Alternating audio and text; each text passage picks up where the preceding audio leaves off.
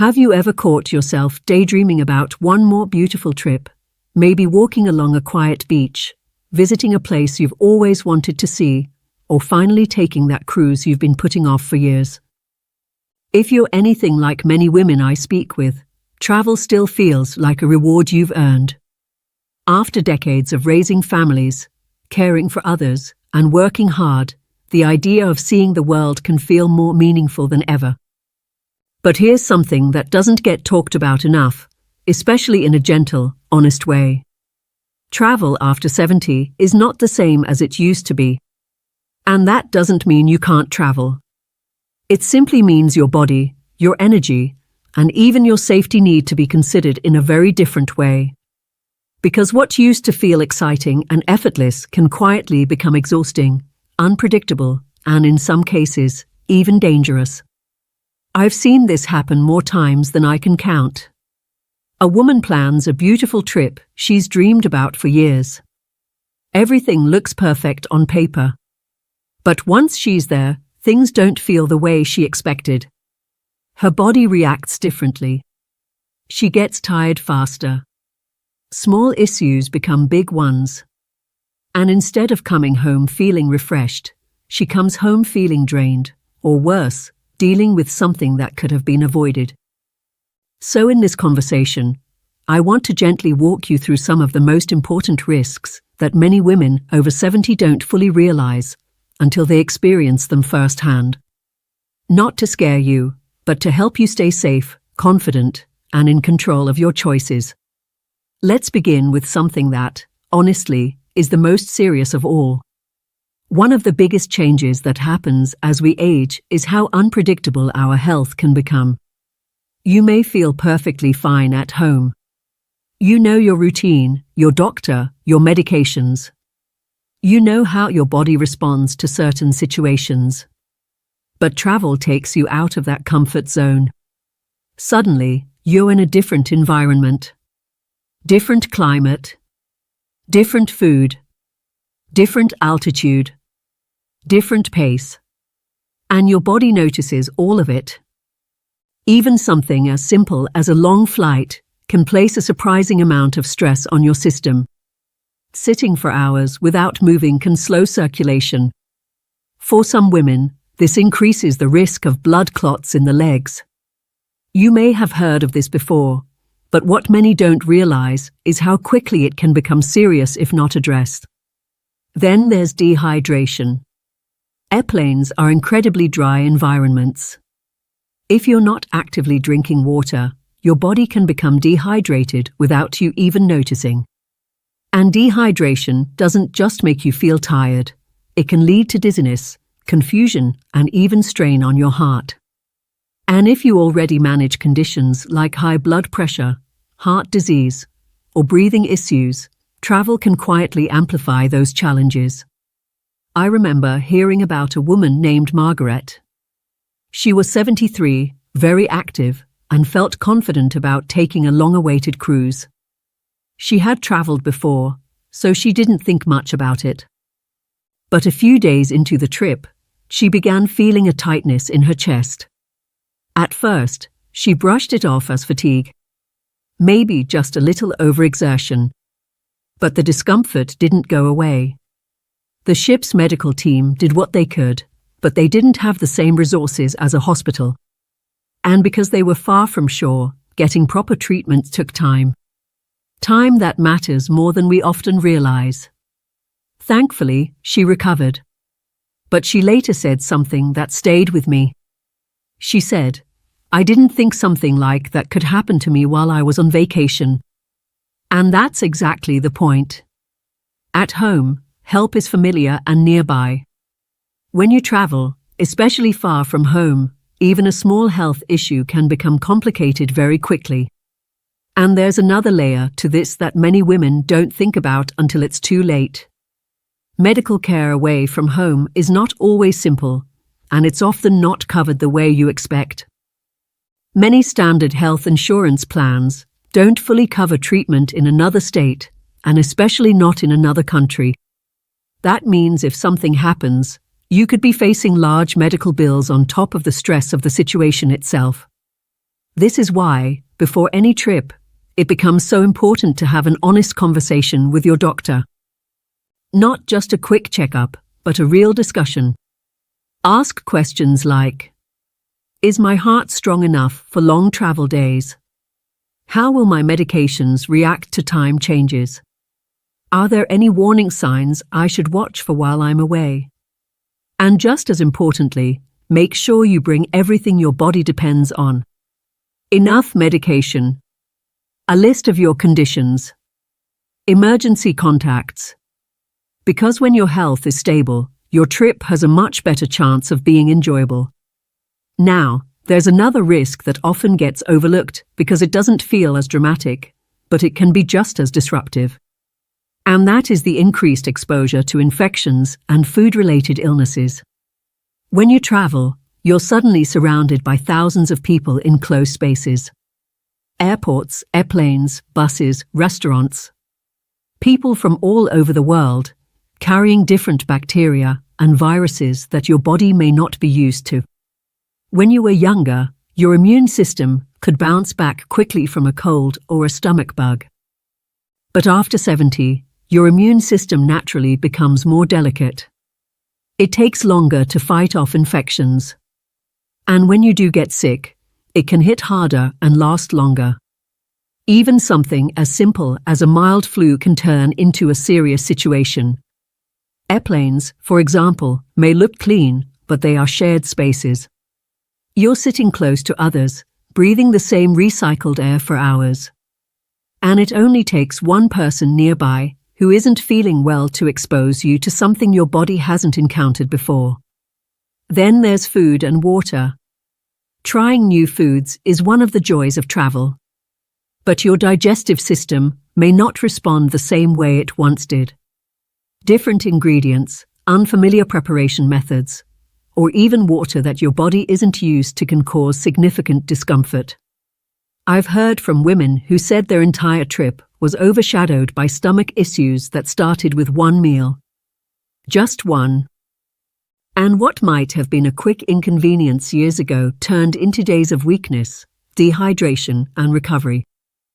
Public surfaces also play a role. Door handles, tray tables, handrails, these are touched by countless people throughout the day. And they aren't always cleaned as often as we might assume. If you rely on a cane or walker, you're in even more contact with these surfaces, which increases exposure without you even realizing it. But the good news is, this is one of the areas where small habits can make a big difference. Being mindful about washing your hands regularly. Carrying hand sanitizer. Choosing well-cooked foods instead of raw options when you're unsure. Drinking bottled or filtered water. These may seem like small things, but they create a layer of protection that your body truly needs at this stage of life. Because staying healthy while traveling isn't just about avoiding illness, it's about preserving your energy, your confidence, and your peace of mind. And when your body feels safe, you can actually enjoy where you are. Now, there's something else that often surprises women after a trip, something that doesn't show up right away, but lingers quietly once you return home, that lingering feeling of exhaustion that just doesn't seem to go away as quickly as it used to. You might come home expecting to feel refreshed, maybe a little tired for a day or two, but instead, you find yourself needing a week, sometimes even longer, just to feel like yourself again. And that's where we need to talk honestly about something many women don't expect. Travel fatigue after 70 is not just about being tired. It's about how your body recovers, or struggles to. When you were younger, you could push through a long day, get a good night's sleep, and wake up feeling ready to go again. Your body had that ability to bounce back quickly. But now, recovery takes more time. And travel, with all its moving parts, puts your body under constant pressure. Think about what a typical travel day looks like. You wake up early, often before your usual time. You rush to get ready, double-check everything, make sure you didn't forget your medications, your documents, your essentials. Then there's the journey itself. Standing in lines. walking through large airports, lifting bags, even if they are not that heavy, sitting for long periods, dealing with delays or unexpected changes. By the time you reach your destination, your body has already gone through more strain than it's used to. And it doesn't stop there. You're sleeping in a different bed. The room feels unfamiliar. Maybe it's too warm, or too cold, or a little noisy. Even small changes can disrupt your sleep more than you might expect. And sleep is everything. Without good sleep, your body doesn't repair itself properly. Your mind feels foggy. Your balance may not be as steady. Your immune system weakens. Jet lag can make this even harder. Crossing time zones confuses your body's natural rhythm.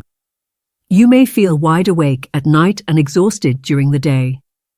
And unlike in your younger years, adjusting can take much longer. I remember a woman named Carol, 72, who shared her experience after visiting her daughter overseas. She said the first few days, she kept telling herself, "I'll feel better tomorrow."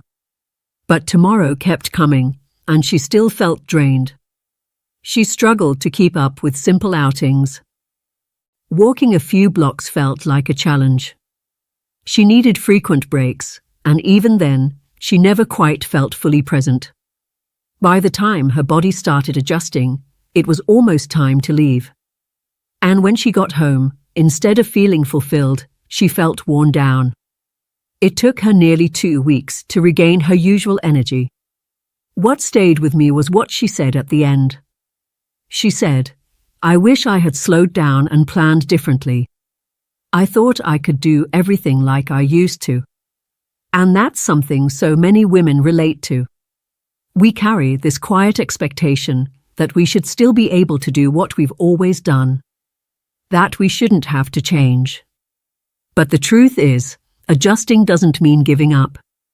It means protecting your strength. Travel fatigue doesn't just make you feel tired. It affects everything. Your coordination becomes less steady. Your reaction time slows down. You may feel a little dizzy when standing up too quickly. Even your mood can shift, making everything feel more overwhelming than it actually is.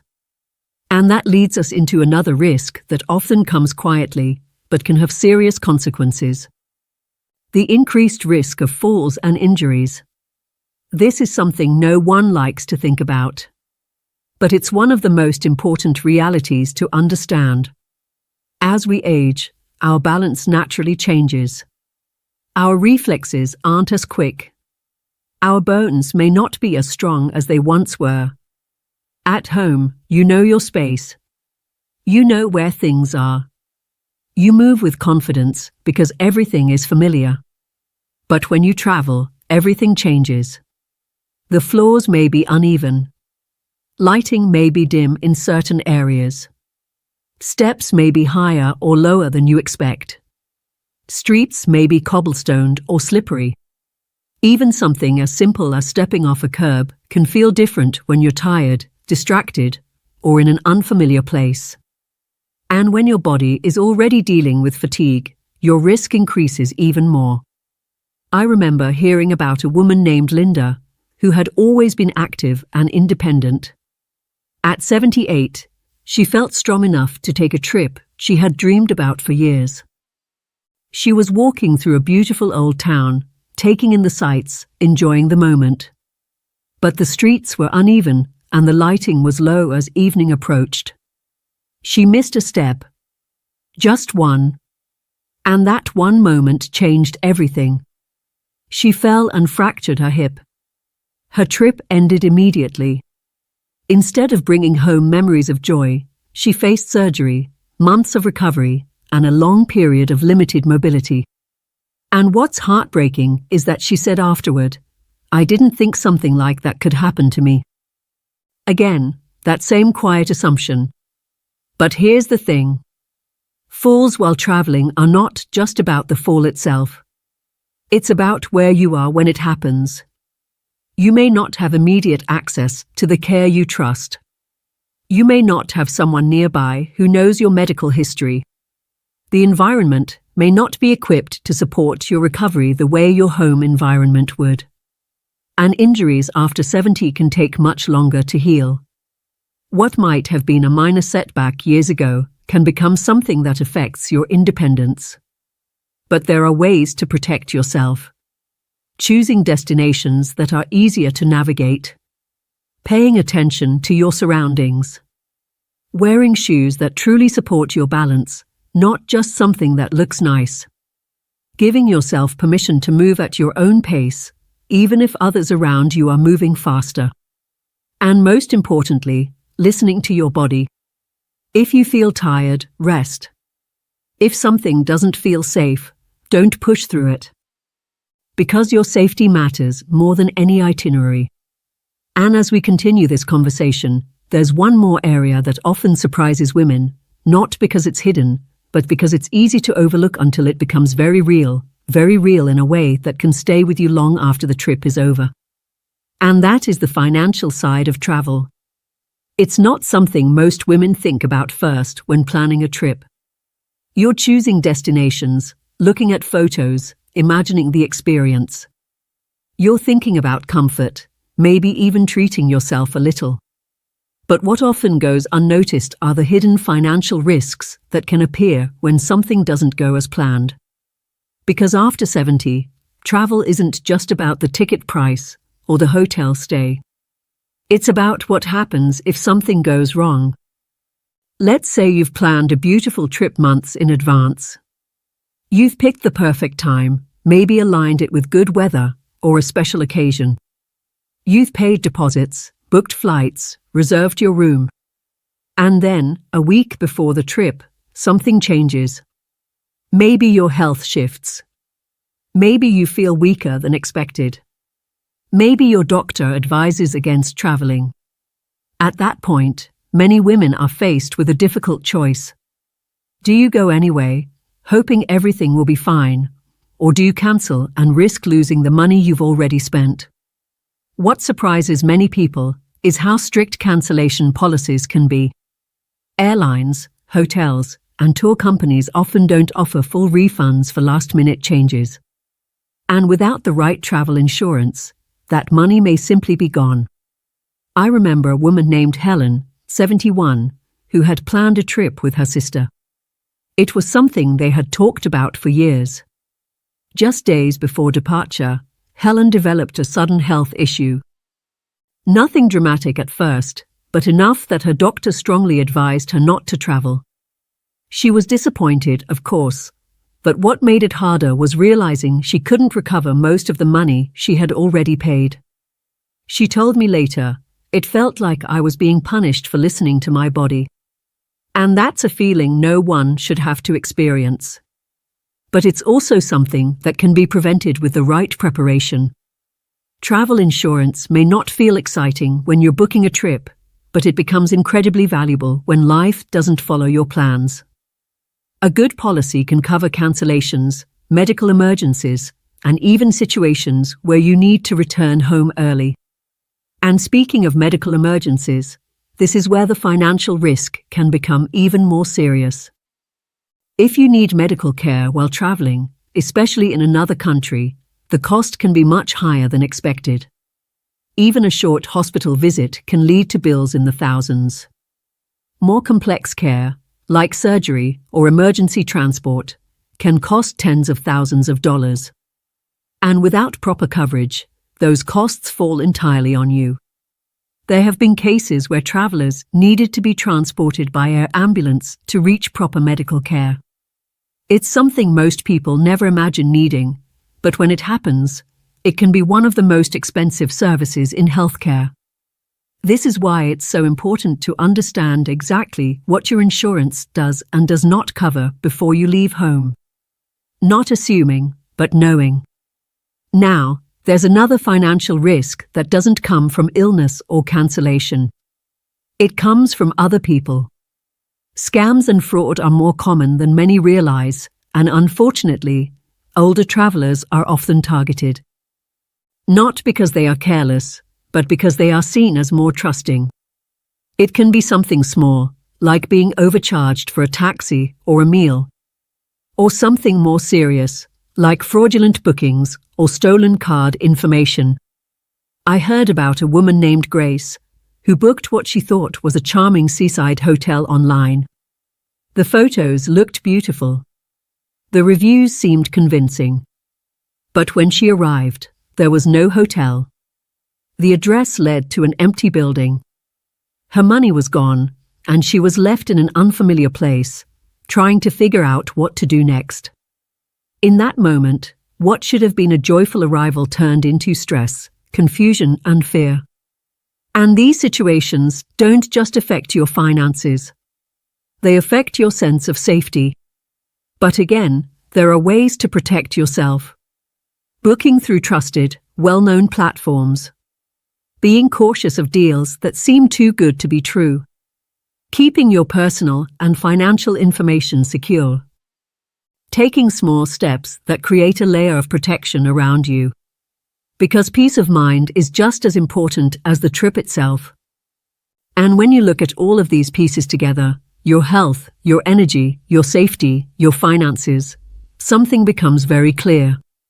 Travel after 70 is not about saying yes or no. It's about how you say yes. It's about making choices that support your well-being instead of putting it at risk. It's about understanding that your body deserves care, your energy deserves respect, and your peace of mind is worth protecting. You don't have to stop exploring the world. But you may choose to explore it differently. Maybe that means shorter trips instead of long, exhausting journeys. Maybe it means choosing destinations where medical care is easy to access. Maybe it means building more rest into your schedule instead of trying to see everything at once. Or even finding joy in places closer to home that still offer beauty, connection, and new experiences without the same level of strain. Because the goal isn't just to go somewhere. It's to return home feeling whole, safe, and at peace. If this message speaks to you, I'd love to hear your thoughts. Have you ever taken a trip that felt more exhausting than expected? Or have you found ways to travel that truly support your comfort and safety? Share your experience in the comments, because your story may help another woman make a better decision for herself. And if you found this conversation helpful, take a moment to like this video and subscribe to the channel Elderly Faith Journey. We're here to walk this path with you, to share honest, caring guidance that helps you live not just longer, but better. Because this season of life isn't about limitation. It's about wisdom and making choices that honor everything you've learned along the way. Here's to staying safe, staying strong, and continuing to live a life that feels meaningful at every age.